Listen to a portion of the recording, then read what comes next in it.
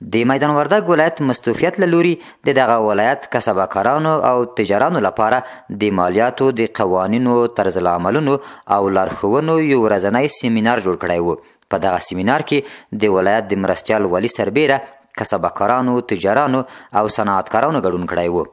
نو د مالیاتو په رابطه باندې خو د امارت غوښتنه او د موږ غوښتنه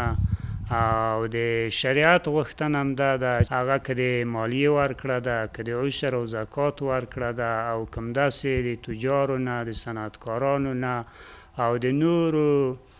مالدارو اشخاصو نه د هغو نه د همکارۍ غوښتنه ده.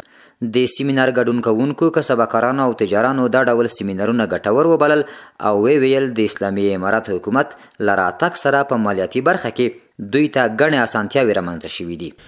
او امنیت هم تامین ده. د موږ خپل مشکلات مالیاتي هر څه هر نوع خلاصیږي، په ښه طریقې خلاصیږي او موږ مطابق د قانون ورته آماده یو. تیر نظام کې د اصنافو په برخه کې مالیه 1.5% وه،